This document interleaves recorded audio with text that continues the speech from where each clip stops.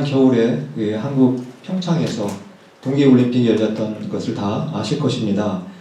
한국이 동계올림픽에 참석할 때 가장 많은 금메달을 따는 종목이 어떤 종목인지 아마 다 아실 것입니다. 바로 쇼트트랙이라는 그 종목에서 메달을 가장 많이 따게 됩니다. 근데 한국의 그 선수 중에서 쇼트트랙 역사상 가장 많은 메달을 딴 선수가 있습니다. 그 선수를 잠깐 소개를 해드리도록 하겠습니다. 바로 이 선수는 한국의 쇼트트랙 선수로서 이름은 안현수라고 하는 선수입니다.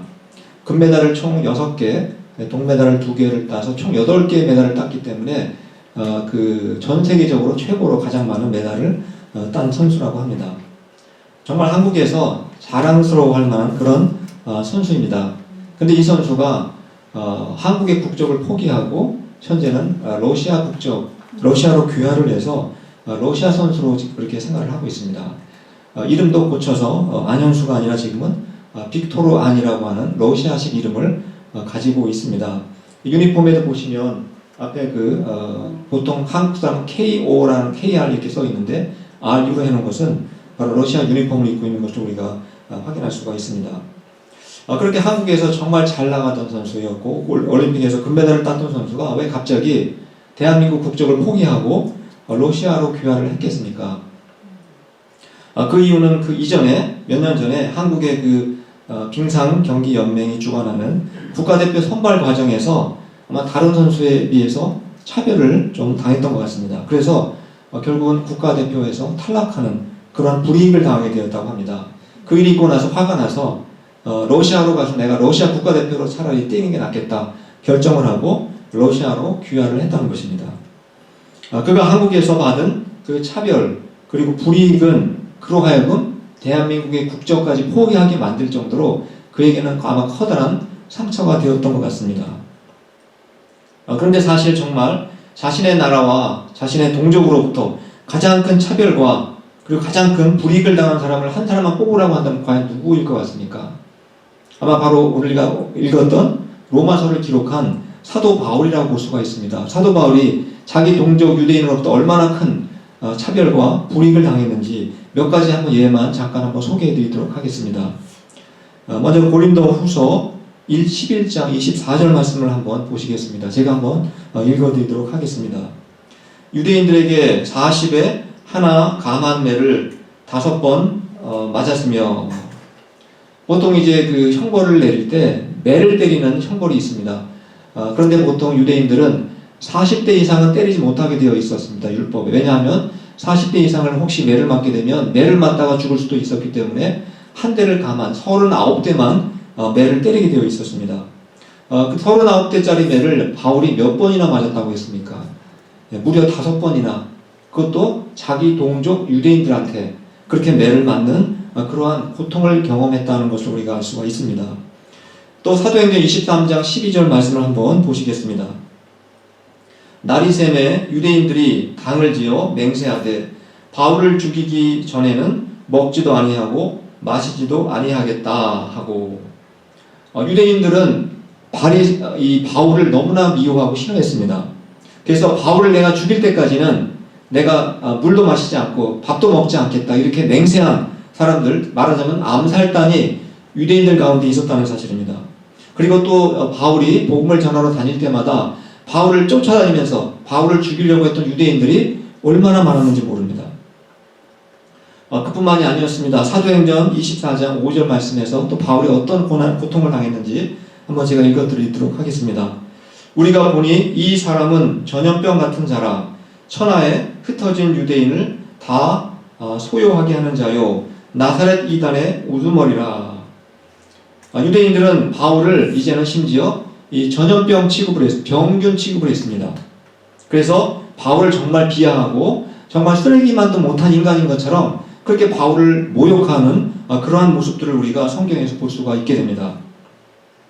바울이 이 정도로 자신의 동족으로부터 모욕을 당하고 또 폭행을 당하고 살인의 위협을 속에서 살았다면 비록 바울이 같은 유대인이기는 하지만 자기 동족들에게 그렇게 마음의 상처를 받고 분노할 만도 하지 않았겠습니까?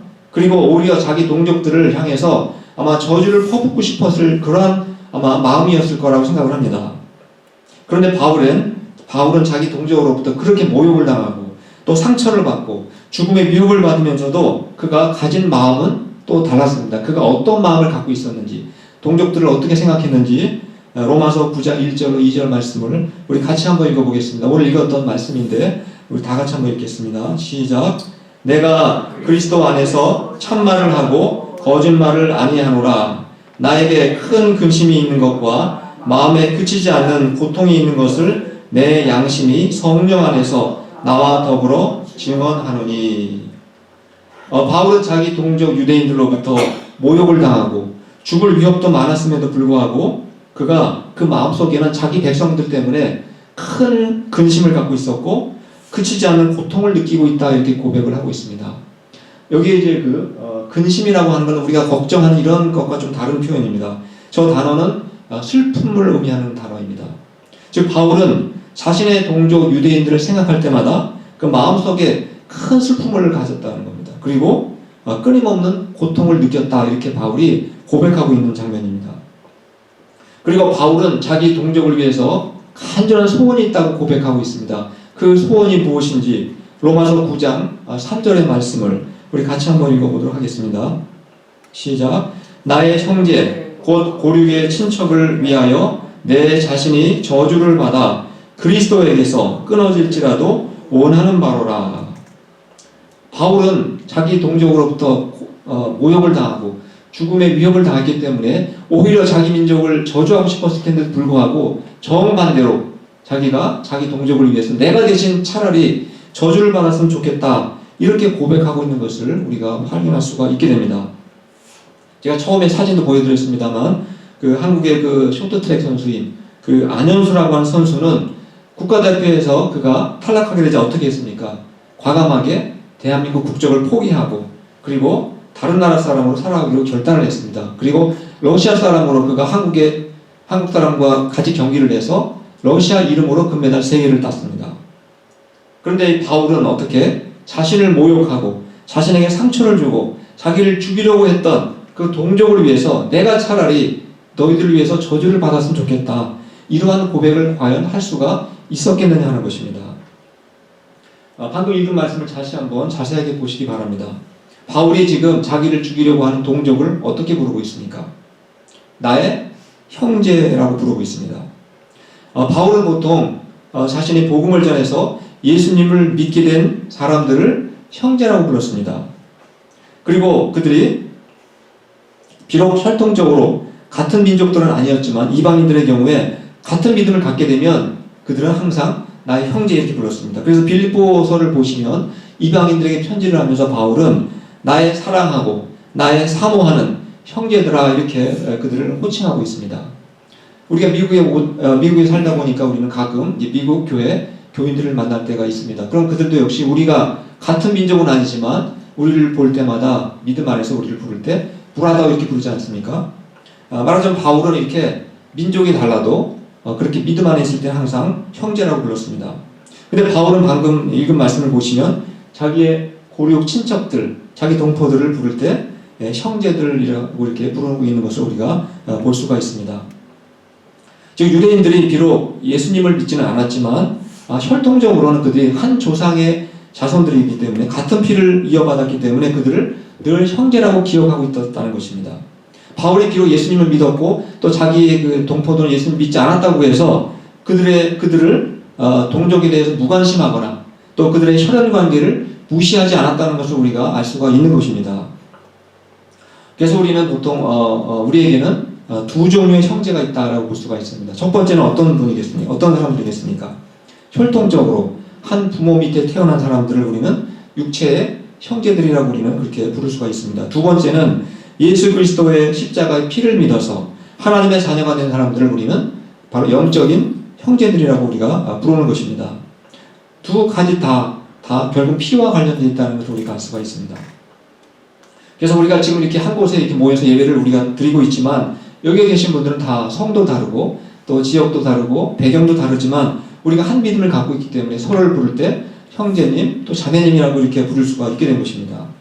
바울도 이렇게 비록 자기가 자신의 동포들이 믿지는 않았지만 그래도 그들을 같은 피를 이어받았기 때문에 늘 그들은 나의 형제다 이런 의식을 가지고 살았다는 것을 우리가 알 수가 있습니다. 바울은 복음을 깨닫고 이제 이방인들에게 복음을 전하기 시작을 했는데, 바울이 가는 곳마다 복음을 들었을 때마다 사람들이 잘 믿었습니다. 믿는 사람들이 많이 생기게 되었습니다. 보통 우리가 한국에서도 전도를 잘하는 사람한테 상을 주기도 합니다. 혹시 한국에서 전도상을 받으신 분이 계신지 모르겠지만, 보통 그 전도를 많이 하면 한국에서는 상을 주는데, 어떤 교회는 금반지를 주는 교회도 있다고 합니다. 그래서 서로 전도를 많이 하려고 그런 교회도 있다고 들었습니다. 그리고 전도를 많이 하게 되면 상만 주는 것이 아니라 그를 어떻게 불러줍니까? 네, 전도왕이라는 별명을 붙여줍니다. 그런데 지금까지 역사상으로, 기독교 역사가 된 이후로 전도왕 중에 최고의 전도왕을 뽑으라고 한다면 여러분 누구를 뽑으시겠습니까? 아마 바울이라고 저는 생각을 합니다. 바울은 아시아와 또 유럽에 복음을 전할 때 수많은 사람들이 복음을 믿었고, 어떤 경우에는 한 도시 사람들 대부분이 다 예수님을 믿는 그러한 일도 있었습니다. 바울은 정말 전도자로서는, 선교사로서는 크게 성공한 사람이었습니다. 그는 가는 곳마다 신자들이 생겼기 때문에 가는 곳마다 교회를 개척했고 교회를 세웠습니다. 그렇다면 자신을 통해서 그렇게 많은 교인들이 생겼고 신자들이 생겼고 또 교회들이 생겼기 때문에 바울의 입장에서 봤을 때 얼마나 기뻤겠습니까? 그리고 얼마나 자신이 한 일이 또 자랑스러웠겠습니까? 그런데 오늘 읽은 본문의 말씀을 보시면 바울이 기뻐했다고 했습니까? 바울은 자신의 마음속에는 너무나 큰 슬픔이 있었고, 너무나 큰 근심이 있었고, 너무나 큰 고통이 있었다라고 그렇게 고백하고 있는 것을 우리가 볼 수가 있습니다. 그 이유가 무엇이겠습니까?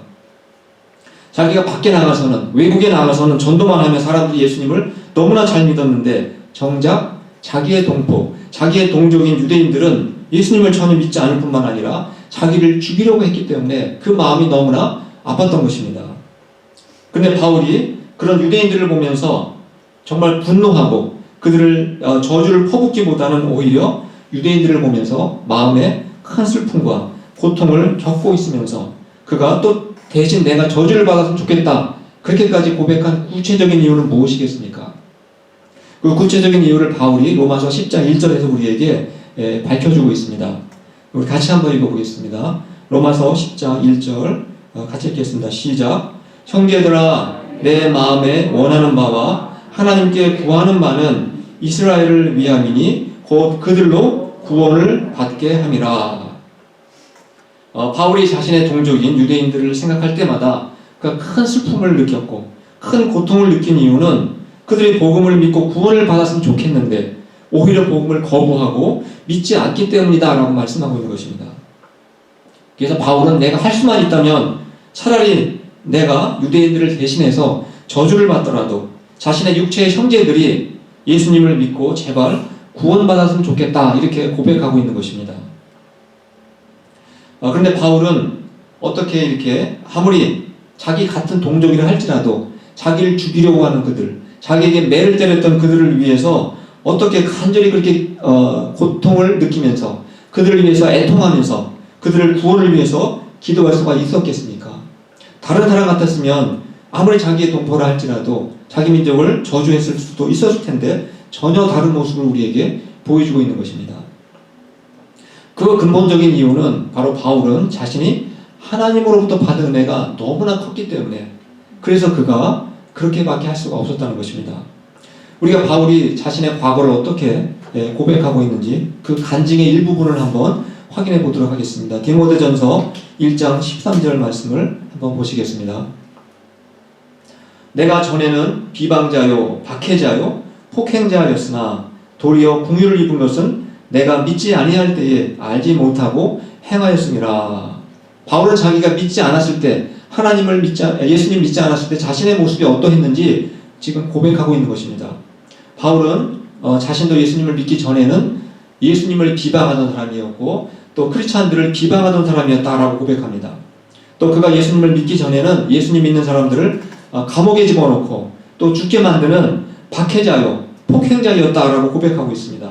그런 자신이 바로 하나님께로부터 큰 은혜와 긍휼을 받아서 내가 이제 크리스찬이 되고 보니까, 기독교인이 되고 보니까 자신의 동족 유대인들이 나를 비방하고 나를 박해하고 폭행을 해도 내가 그들을 미워하고 더 이상 저주할 수가 없다는 사실을 그가 깨닫게 되었다는 사실입니다. 그리고 바울은 왜 그들을 그렇게 슬퍼하고 애통했는가 하는 것은 바로 자기가 과거에 자신처럼 그들도 영적인 눈이 가리워져 있기 때문에 예수님이 진정한 구원자요 메시아이심을 깨닫지 못하는 유대인들이 너무나 불쌍하게 보였기 때문에 그가 그렇게 마음의 고통과 슬픔을 느꼈다는 사실입니다. 그래서 바울은 이스라엘이 아니라 다른 나라에 가서 복음을 전할 때마다 제일 먼저 찾아간 곳은 바로 유대인들이 모여서 예배를 드리는 회당이었습니다. 여러분들이 기쁜 일이 있으면 누구에게 제일 먼저 그 기쁜 소식을 전하고 싶어 하십니까? 당연히 가족일 것입니다. 우리에게 기쁜 소식이 있으면 부모님께 또 형제들이나 자녀들에게 제일 먼저 알리고 싶어 하는 것이 너무나 당연한 것입니다. 그래서 바울은 자신이 복음을 깨닫고 하나님의 은혜를 받게 되자 그 기쁜 소식을 자신의 동족이요 자신의 형제들인 고려 친척들에게 제일 먼저 전하고 싶었던 것입니다. 그래서 그가 복음을 전할 때마다 먼저 회당을 찾아간 것이었습니다. 근데 그가 이방인들은 복음을 전할 때마다 예수님을 너무나 쉽게 잘 믿는 것이었습니다. 그런데 이상하게도 자신의 동포들인 육체의 형제들인 고려 친척들은 오히려 더 복음을 거부하고 바울을 죽이려고 하고 더 마음이 강팍해지는 마음을 보면서 바울의 마음이 슬픔과 고통으로 가득 차게 되었다는 사실입니다. 우리 역시 마찬가지 아닙니까? 우리가 밖에 나가서 다른 사람들을 전도할 때 때로는 예수님을 너무나 잘 믿는 경우가 있는데 말 한마디만 해도 예수님 믿는 사람이 있는데 반대로 우리 가족들은 어떻습니까? 우리 친척들은 어떻습니까? 10년, 20년을 전도해도 정말 예수님 믿기가 어려운 가족들이 우리 가운데 있는 경우가 얼마나 많은지 모릅니다. 바울은 평생 혼자 주로 전도 여행을 다녔습니다. 그래서 바울이 결혼을 하지 않은 독신이었다라고 생각하는 사람도 있습니다. 반면에 바울은 독신이 아니었다라고 주장하는 사람들도 있습니다. 그 이유는 바울은 원래 바리새인으로서 율법을 가르치는 사람이었습니다. 교사였습니다. 근데 그 당시 관습에 의하면 결혼하지 않은 사람은 율법을 가르칠 수가 없었습니다. 요즘도 침례교회에서 목사 안수를 주려면 반드시 결혼을 한 남자들에게만 목사 안수를 시행하고 있습니다. 아마 그 당시 바리새인들도 마찬가지였던 것 같습니다. 그래서 사람들이 주장하기를 바울은 원래 독신이 아니었고 결혼을 했지만 부인과 사별을 했거나 아니면 부인과 자식들이 아무리 예수님 믿으라고 전도를 해도 믿지 않다 보니까 같이 다닐 수가 없었을 것이다 라고 그렇게 생각하는 사람들도 있습니다. 만약에 이것이 사실이었다면 바울의 입장에서 얼마나 괴로웠겠습니까? 그가 남들에게 복음을 전하면 수백 명, 수천 명이 다 복음을 믿고 받아들이는데 자기 가장 가까운 가족마저도 복음을 듣지 않고 예수님을 믿지 않았을 때 그 마음의 고통을 이루 말할 수가 없었을 것입니다. 저는 고등학교 3학년 때 처음으로 예수님을 믿고 나서 정말 제 마음에는 기쁨으로 가득 찼었습니다. 가득 기뻐했었습니다. 이 우주 만물이 저는 그냥 저절로 생긴 줄 알았습니다. 그러나 그때 고3 때 예수님을 믿고 나서 이 우주 만물은 하나님의 창조하셨구나 라는 사실을 그때 비로소 깨닫게 되었습니다. 저는 그게 너무나 신기했고 그것이 너무나 저에게 기쁨이었습니다. 또 내가 복음을 믿고 예수님을 믿게 되면 하나님께서 나의 죄를 용서해 주시고 나를 하나님 나라의 백성으로 삼아주시고 천국으로 나를 영접해 주신다는 사실을 내가 알게 되었을 때 그때 역시 저에게 너무나 커다란 기쁨이었습니다. 그러나 제가 그런 기쁨을 알게 되었지만 그 기쁨을 함께 나눌 가족이나 그리고 친척들은 저에게 없었습니다. 물론 제 동생들은 저와 함께 교회를 다니고 있었지만 부모님들은 제가 교회를 다니는 저희들을 아주 걱정거리로 그렇게 생각을 하셨습니다. 제가 복음을 믿고 저 자신은 정말 기쁨을 누릴 수가 있었지만 믿지 않는 부모님 또 믿지 않는 친척들을 생각할 때마다 비록 바울 정도는 아니었지만 제 마음 한구석에서도 항상 마음의 고통은 여전히 제게도 있었다는 것을 지금 기억을 하게 됩니다. 그 이유는 가족과 친척들이 복음을 믿지 않았을 때 하나님과 영원히 끊어진 상태로 살아가는 것이 가장 큰 고통이요 그것이 가장 큰 저주라는 사실을 제가 깨닫게 되었기 때문이었습니다. 여러분들은 살아가시면서 어떤 일이 가장 큰 고통이라고 생각하십니까? 가난이 가장 고통이라고 생각하십니까? 아니면 질병이라고 생각하십니까? 아니면 외로움이 가장 큰 고통이라고 생각하십니까? 인간이 겪을 수 있는 최고의 고통은 그런 것이 아니라 바로 하나님과 영원히 끊어져서 예수님과 영원히 끊어진 상태로 살아가는 것, 그것이 최고의 고통이라는 것입니다. 그것을 성경에서는 지옥이라고 그렇게 설명하고 있습니다. 하나님 없이, 예수님 없이 사는 것이 바로 지옥이라는 것입니다. 이러한 고통을 혹시라도 나의 가장 가까운 가족들 중에서 누군가가 겪게 된다면 그것이 얼마나 슬프고 얼마나 그것이 고통스러운 일이겠습니까? 사실 우리의 믿음이 점점 깊어지면 깊어질수록 우리의 가족 중에 믿지 않는 영혼을 내가 생각할 때마다 우리의 마음의 고통과 슬픔과 아픔은 더 커질 수밖에 없다는 사실입니다. 저는 저희 교회에 우리 나오시는 성도님들 그 이름을 다 주소록으로 만들어 놓고 아침마다 이름을 하나씩 불러가면서 제가 기도를 하고 있습니다. 그 기도하는 그 명단에는 우리 나오시는 성도님들뿐만 아니라 교회 나오지 않더라도 그 가족들의 이름까지 불러가면서 같이 기도를 하고 있습니다. 왜 저희 교회는 부부가 함께 나오고 온 가족이 나오는 교우가 몇 가정 되지 않기 때문에 특별히 그렇게 더 많이 기도를 하고 있습니다. 그래서 우리 교회 성도님들 보시면 어느 가정이나 대부분 아내가 혼자 나오시거나 또는 자녀가 나오지 않는 그런 경우도 참 많이 있습니다. 그래서 저는 목회하면서 저희 가장 큰 기도 제목, 첫 번째 기도 제목을 만약에 말하라고 한다면 저희 교회가 크게 건축되는 것도 아니고 또 저희 교회가 점점 많아져서 수백 명이 되는 교회가 되는 것도 결코 아닙니다. 저희 가장 큰 기도 제목은 저희 교회에 현재 나오시는 가족들 모든 분들이, 모든 가족 구성원들이 한 사람도 빠짐없이 다 주님 앞에 돌아와서 함께 예배를 드리는 것, 그것이 저에게는 가장 큰 기도의 제목인 것입니다. 그래서 함께 나와서 예배를 드리는 그러한 모습을 보는 것이 제 목회 최고의 또 목표이기도 합니다. 우리는 어떤 사람을 보고 저 사람은 그리스도인이다 이렇게 말합니까? 다 아시겠지만 예수님이 우리의 죄를 위해서 죽으시고 십자가에서 죽으시고 부활하셔서 나의 주님이 되시고 나의 구세주가 되신 것을 믿을 때 우리는 그 사람을 보고 저 사람은 크리스찬입니다. 그리스도인이다 이렇게 부릅니다. 그러나 우리는 또 다른 설명이 가능합니다. 우리가 그리스도인이라고 부를 때 그 그리스도인이란 이렇게 복음을 믿고 깨달음으로 인해서 기쁨을 누리는 사람일 뿐만 아니라 그리스도인이란 동시에 믿지 않는 가족들 때문에 큰 슬픔과 고통을 동시에 느끼며 살아가는 사람들이 바로 그리스도인이라는 사실입니다. 내가 그리스도인이라고 생각을 하면서 하나님과 예수님을 믿지 않는 가족들의 구원에 대해서 전혀 관심을 갖고 있지 않다면 정말 내가 진짜 그리스도인인지 우리는 스스로 점검을 해보아야 하는 것입니다.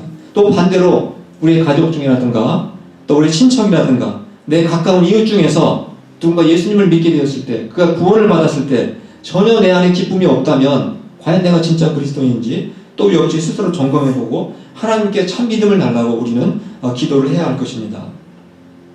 그리고 또한 우리는 가족들 중에서 아직 하나님을 믿지 않는 영혼들 때문에 큰 슬픔과 우리의 고통을 느낄 뿐만 아니라 우리 주변에 믿지 않는 또 사람들을 볼 때에도 똑같은 아픔을 느끼게 되는 것입니다.